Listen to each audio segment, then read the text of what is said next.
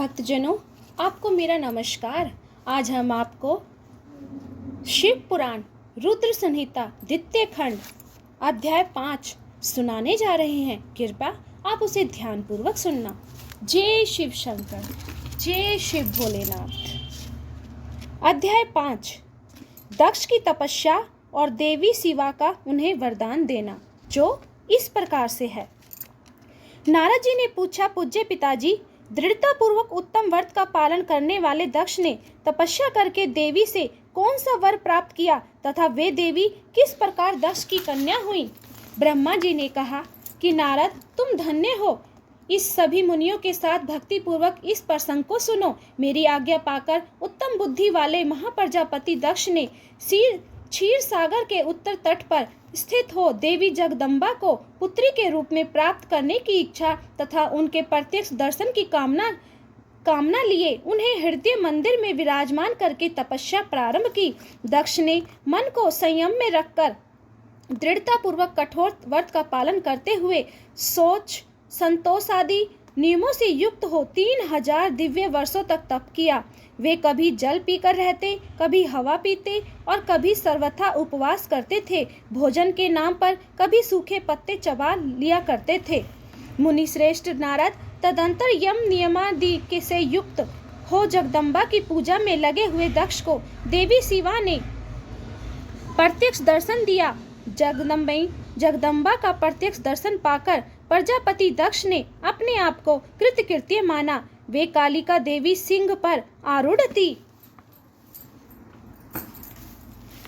उनकी अंग कांति श्याम थी, मुख बड़ा ही मनोहर था। वे 4 भुजाओं से युक्त थी और हाथों में वरद, अभय, नील कमल और खड़ग धारण किए हुए थी। उनकी मूर्ति बड़ी मनोहारिणी थी। नेत्र कुछ लाल थे। खुले हुए केश बड़े सुंदर दिखाई देते थे।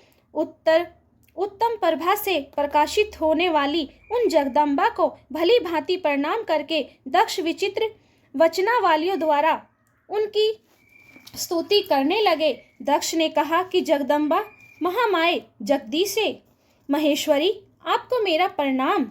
मैं आपको नमस्कार करता हूँ। आपने कृपा करके मुझे अपने स्वरूप का दर्शन कराया है। भगवती आदे मुझ पर प्रसन्न होइए। शिव रूपिणी प्रसन्न होइए। भक्त वरदायिनी प्रसन्न होइए। जगदम्बे, आपको मेरा नमस्कार है। ब्रह्मा जी कहते हैं, मुने, संयत चित्त वाले दक्ष के इस प्रकार स्तुति करने पर महेश्वरी शिवा ने स्वयं ही उनके अभिप्राय को जान लिया। तो भी दक्ष से इस प्रकार कहा कि दक्ष, तुम्हारी इस उत्तम भक्ति से मैं बहुत संतुष्ट हूँ।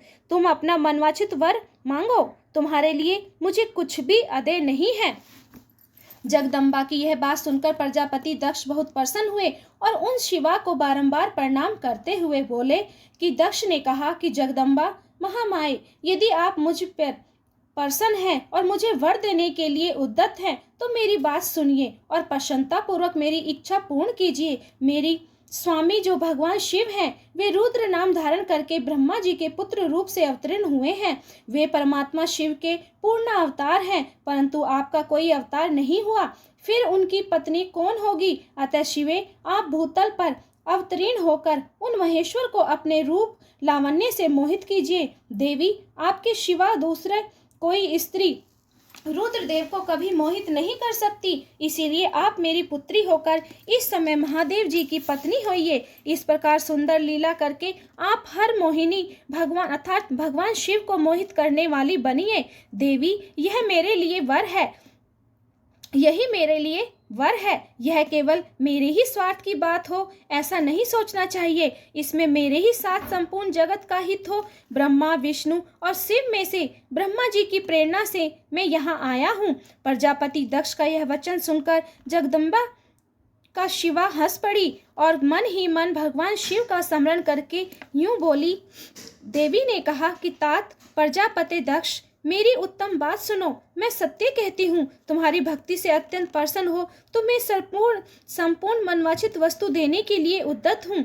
दक्ष, यद्यपि मैं महेश्वरी हूँ, तथापि तुम्हारी भक्ति के अधीन हो तुम्हारी पत्नी के गर्भ से तुम्हारी पुत्री के रूप में अवतीर्ण हो जाऊंगी। इसमें बिल्कुल भी संदेह नहीं है। अनग, मैं अत्यंत दुस्सह तपस्या करके ऐसा प्रयत्न करूंगी जिससे महादेव जी का वर पाकर अब उनकी पत्नी बन जाऊंगी। इसके सिवा और किसी उपाय से कार्य सिद्ध नहीं हो सकता, क्योंकि वे भगवान सदाशिव सर्वथा निर्विकार हैं, ब्रह्मा और विष्णु के भी सेव्य हैं तथा नित्य परिपूर्ण रूप ही हैं। मैं सदा उनकी दासी और प्रिया हूँ। प्रत्येक जन्म में नाना रूपधारी शंभु ही मेरे स्वामी होते हैं। भगवान सदाशिव अपने दिए हुए वर के प्रभाव से ब्रह्मा जी की भ्रुकुटी से रुद्र रूप में अवतरण हुए हैं। मैं भी उनके वर से उनकी आज्ञा के अनुसार यहाँ अवतार लूंगी। तात, अब तुम अपने घर को जाओ। इस कार्य में जो मेरी दूती अथवा सहायिका होगी उसे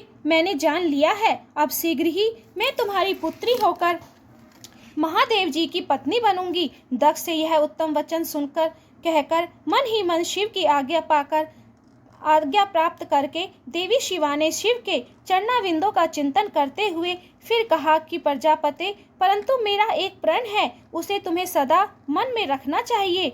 मैं उस प्रण को सुना देती हूँ, तुम उसे सत्य समझो, मिथ्या न मानना। यदि कभी मेरे प्रति तुम्हारा आदर घट जाएगा तब उसी समय मैं अपने शरीर को त्याग दूंगी, अपने स्वरूप में लीन हो जाऊंगी अथवा दूसरा शरीर धारण कर लूंगी। मेरा यह कथन सत्य है प्रजापते। प्रत्येक सर्ग या कल्प के लिए तुम्हें यह वर दे दिया गया है।